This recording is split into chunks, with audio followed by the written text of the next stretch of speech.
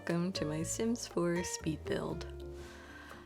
So, just getting things out of the way, if you like my video, please like, subscribe, or leave me a comment. Also, my build is available on the Sims 4 gallery, so you are more than welcome to download it if you like it. So, this build is called the Coastal Dream House, and it's based on a picture that I found on Pinterest of a coastal home. And I chose this build because it has a very unique barn-style roof to it, which I wanted to try and see if I could replicate in The Sims. Also, this build has a few packs to it, and I've been doing a series of a bunch of Victorian style houses with only base game lately, but this kind of breaks the mold, and I just wanted to go all out to see if I can cover and do this build. So what you're seeing now is the different steps I took to try and create the shape of the build. And what I'm trying to do is create a porch for the front of this house. And I know there are different methods to try and build a house, but I've actually tried doing more builds starting with the front and moving back. And I find that helps me figure out the look of the build of the house a lot easier than if I try to do the overall shape of the build. Because when you're trying to build a house, sometimes you can get overwhelmed with where you should start. And I feel like the front is the best place to start. So that's my method of building, and you're seeing it right now that I'm starting from the front back, even on this left side of the build. And I ended up making another barn shape siding of the build on the left side of the house as well. And I'm just adding all these little pillars and things and pulling things out as I go. And I don't know about you, but when I try to place windows on the first floor, sometimes it looks a little janky, so I try to go and look at the build from the inside of the house, because it's actually a little easier to grab the windows from that side of the house instead. And you just saw what I did is I just picked up each piece from the left side of the build so I can have it mirror the side on the right.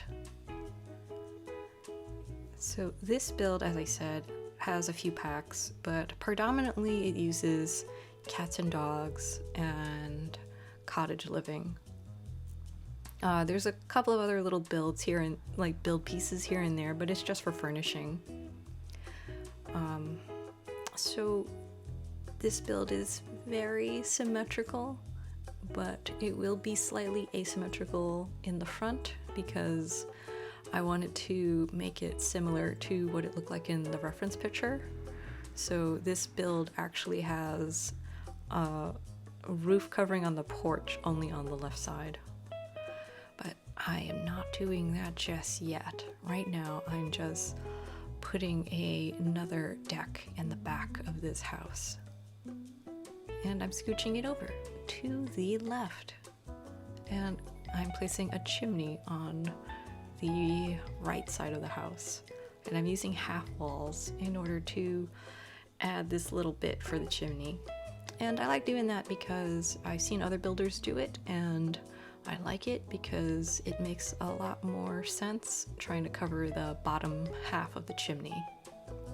And I really like those fence, which I believe is from Cats and Dogs, I think. And this is when I got rid of this roof covering on this side of the porch because it was open in my reference picture. And I thought it was nice because you can actually see the full facade of this side of the house, which isn't too bad. I think it actually looks pretty nice. And I decided to put pillars on these corners just to get a little bit more definition. and I just made it all white siding, so it's a very white house with a red door, which I think is it's a classic look you can't go wrong with. So now I'm working on the back porch steps. So this is just a little entranceway into the backyard, and I'm just doing some more little touches here, adding windows, and now I'm into doing the floor plan. So it's kind of hard to do floor plans if you're just doing like a rectangle or a square, but there's a lot of little nooks and crannies in this house because it's just kind of an unusual shape. And this house ended up being a 3-bedroom, 2-bathroom house. And some people like to do their floor plans first and then put down all their windows, but I am the opposite. I like doing my floor plans after I put all my windows down, and I move my windows along as I need to. So right now what you're seeing is I'm just furnishing some bathrooms. So I have a pretty large bathroom on the top floor, and I have this small bathroom in the first floor, and I tucked it next to the stairs. And I moved the stuff from the wall with the windows to the empty wall because I needed a place to put the mirror. So most of this wallpaper is from cats and dogs, and the floral pattern one is from cottage living. So I think I have a pretty good spacious area here. And I got rid of those bigger windows for these smaller ones just so that I could fit cabinets under it. Because if you have large windows with cabinets, you're going to see the cabinets on the other side. And I made those archways smaller because when it's too big, I didn't have space for that refrigerator. So I really like that fridge. It's from Cottage Living, and I wanted to put some cabinetry, so I just put it on one wall, just because I didn't want to mess with the windows. And I put this hanging pots and pans, and they are base game. And I put an island in this kitchen, a kitchen island. I thought about putting a bar, but I changed my mind.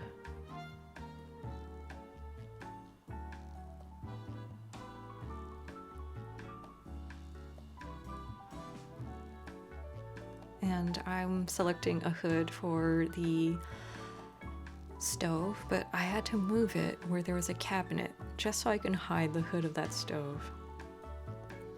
And now you're just watching me fly, picking items off the Build Buy catalog. Just because I spend a lot of time just finding items and searching for them in the catalog. If you want, you can download some mods to make scrolling easier, like the Better Build mod by Twisted Nexie. There's also mods so that you can actually look at more items at once with multiple columns. But the only cheats that I'm using is just the show hidden objects cheat and the show live edit objects and the ignore unlock gameplay entitlement cheat, so I can have access to all the items in the game. If not, the items are locked away behind like a career. Like you'll have to be like a certain level in a career in order to unlock an item for you to decorate your house with. But with those cheats on, you can have access to all of them. So this smaller room I decorated as a toddler / infant room. And oh, I didn't forget the trash can. That's actually a fantastic trash can. I call it the futuristic trash can. I don't remember the actual name of that trash can. I just like it because for every sim you get 10 simoleons back. So if you have a full house of 8 sims, you'll have like 80 simoleons back. And I really like the curtains that I put everywhere. They're seasons curtains and they look the most normal. All the other curtains look like they belong, and they just look so heavy. And these curtains look light and airy, and I feel like they fit the style of this build. And that vanity is from Cottage Living. And these little seats I put under that window, that is from Tiny Living. And it's a very blue and yellow themed house, which I think makes it look very cheerful. And those two nightstands are actually dressers. So if you're not seeing like a tall dresser in this room, that's because, I don't think I keep that one. If you don't see a tall dresser, it's because those tiny nightstands count as dressers in the game. And I just furnished this room for all of the items that you need for a child to build their skills. So I have the painting table and the science table.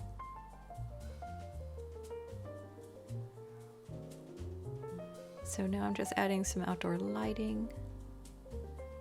And I got this pergola and this debug fence.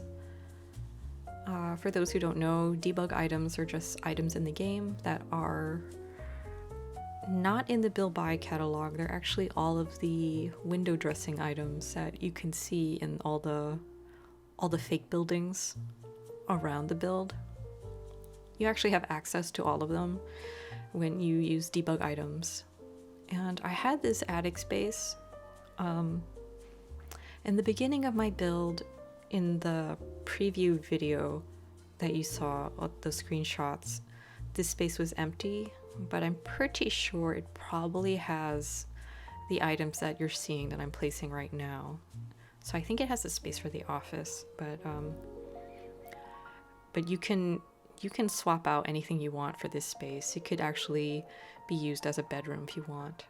And I put a telescope in the back. So this pergola is base game, and it looks really nice for base game actually. And I'm using some bushes from Get Together. Get Together actually has really nice bushes. And now I'm just doing some outdoor furniture, just so that it looks like an inviting space. And I'm using a planter from Get Famous. So, like I said, I didn't hold back with the packs. I basically used all the packs in my disposal. But again, I don't own all the packs, and anything that you see could probably be replaced with something else in the game. So now I'm going to furnish the landscaping. So I don't really have a rhyme or reason for landscaping. My method is just basically cluttering a lot of plants and hoping that it looks natural. I'm not that enthusiastic about landscaping, but I try to make things look lush and beautiful. I just heard a motorcycle outside. I'm sorry if you're picking it up on the mic. And yeah, I'm just adding some more decor just to make everything look pretty.